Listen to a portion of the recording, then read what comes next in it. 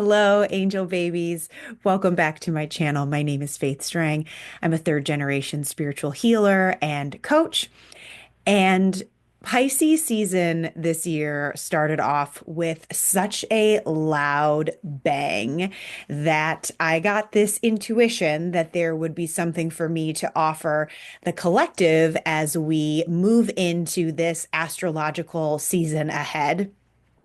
Pisces is the final sign in the zodiac calendar, and it is dreamy and emotional and sensitive and psychic. I find it interesting that it comes as we are theoretically changing seasons. We are really moving out of winter into spring, and that in between time is a real time of adjustment. It's a real time of reflection, and Pisces is here to support us in that. So now, of course, there are other things going on in the cosmos right now, which also affect how you will personally experience this. And of course, placements in your own astrological chart. But just generally, we're going to offer some messages and guidance for the weeks ahead. And there's already some light language coming through. We are so grateful. Thank you, thank you, thank you, thank you, thank you. And this is to help with the emotional regulation. This is a reminder that you are strong enough to feel these really big emotions. And they really want you to resist any feelings of shame or guilt around the long-standing emotions that are coming up for the first time. I know that's been my experience over the last couple of days of like, wow, how have I never seen this about myself before? How am I just seeing this for the first time? And really just allowing it to be. That's really the message here. Just allowing your emotions to be, just experience them. It is just a human experience, right? And when we are able to, I talk about this a lot. I'm certainly not the only one, get some space when we are able to observe those emotions, then they aren't the horses that are pulling us behind them, and we are helpless to follow. So, as we are coming into this Pisces season, in this Pisces season, we are taking the lessons of all of the other, zodiac signs from the calendar and putting them into practice at this time when we are really called to be creative and express ourselves, when we are learning how to again, tune into our emotions, listen to our emotions, and then to transmute them when we need to, knowing that we are totally able to do that. Do not feel like you have no power as these deeper frequencies are coming to the surface, asking, demanding your attention. There's, don't let it get you down. Don't let it get you down. This is part of the process. And there is such a intense connection between emotions and our psychic awakening that they have to happen at the same time. That's why so many people who are experiencing grief over the death of a loved one, that is often the time their specifically mediumship, but also other psychic abilities will come online because the pain of uh, feeling like we're losing someone. And even if you have the higher awareness that death is not the end, it's just a change in energy and relationship, it still doesn't mean you don't get sad about it. And that is often a time of deep intuitive awakening. Um, there is so much celebration coming through. Anybody who's watching this right now, your guides are just like really rooting you on and really want to impart how delighted they are that you keep going, that you haven't given up. Even the times you thought you've given up, you really haven't. And there is a real acknowledgement of the grit that it has taken you to get to this place.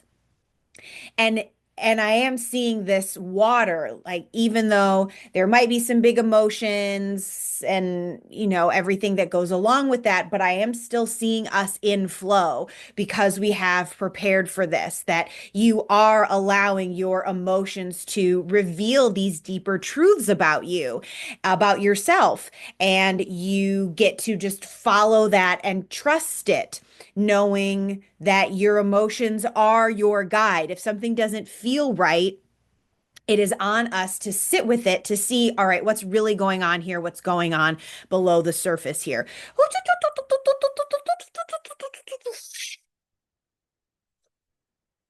And now I'm seeing a waterfall, and interpreting this as a visualization that you can call on now or in the future. Waterfalls are such a powerful symbol of cleansing, of washing it away. It's nature's shower, and what could be more beautiful than that? And now I'm seeing just this rainbow waterfall, this waterfall of rainbow colored healing light. So you are so invited to receive that. Just take a deep inhale in and exhaling out. And whatever you need to do to be creative this month, like do it. It's amazing what some simple journaling can do. And a lot of people are like, oh, I can't journal. I don't do it consistently. You don't have to do anything consistently. You just have to tune in. And when you do it, pay attention to how it makes you feel. And if it makes you feel good, then let's make sure that we have that scheduled if we need to do it again.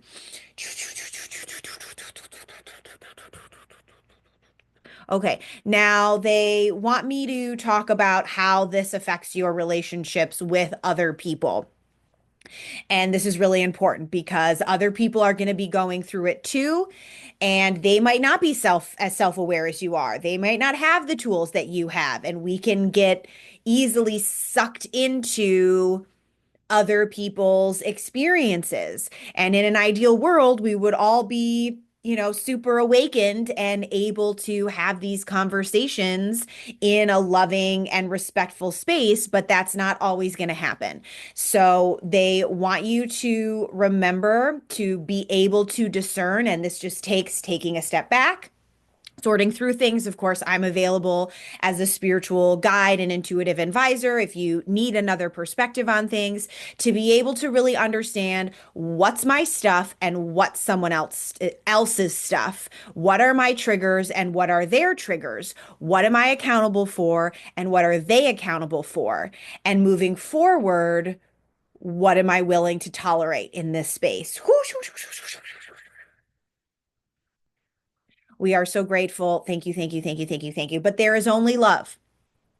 Only love is real. It cannot be said enough. Anything that is not love is misinformation.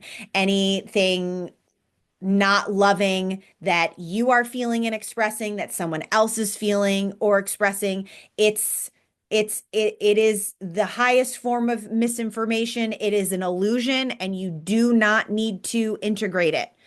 Can you face these situations, conversations, relationships with love, right? And in the moment, we have to remember to turn that on and ask in the moment, how can I respond with love? Even if that means I need a minute, I need 5 minutes. Can we finish this conversation tomorrow? You always get to do that. There's some clearing happening in the heart space. We are so immensely grateful. Thank you, thank you, thank you, thank you, thank you, thank you, thank you. They're saying it makes sense. Really pay attention to your dreams. Really pay attention over the next couple weeks, those intuitive hits, awakenings that you have. And Spirit is saying that I should draw a card for everyone. Spirit told me to draw a card from the Rose Oracle deck. We all love the Rose Oracle deck from Rebecca Campbell. So this is going to be a card to offer some guidance, to channel some guidance for Pisces season ahead.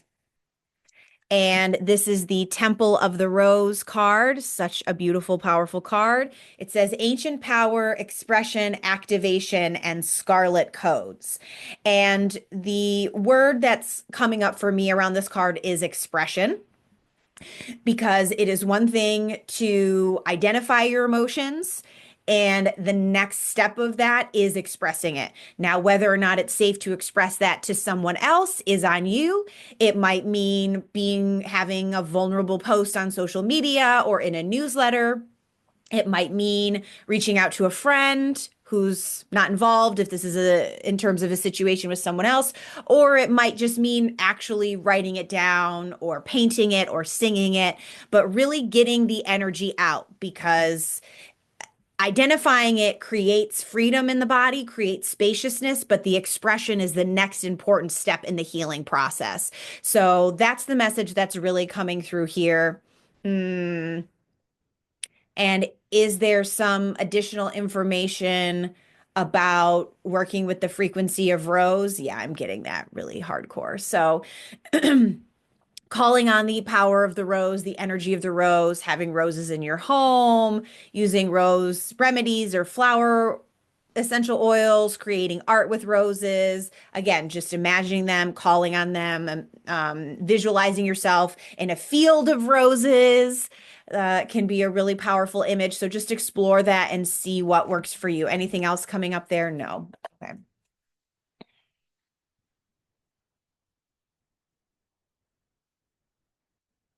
That feels complete. That feels complete. Let me know below how this resonated. Just drop a let me know below how this resonated. Drop an emoji in the comments. I would love to hear if you are feeling this Pisces energy at the same time. And if you'd like to go deeper, I am available for one-on-one sessions and 3-month psychic development mentorships, which are my favorite way to work with people. And if you're really looking for a renewal and a reset, please join me for the Ascend to Bliss 5-day sound healing and soul channeling retreat in Mount Shasta, March 26th through 30th. We are almost sold out, just 2 spots left. So send me a message if you're interested in that. I'm sending you all the love from the cosmos. Thank you for being on your spiritual journey. You are helping to raise the vibration of the planet. Bye for now.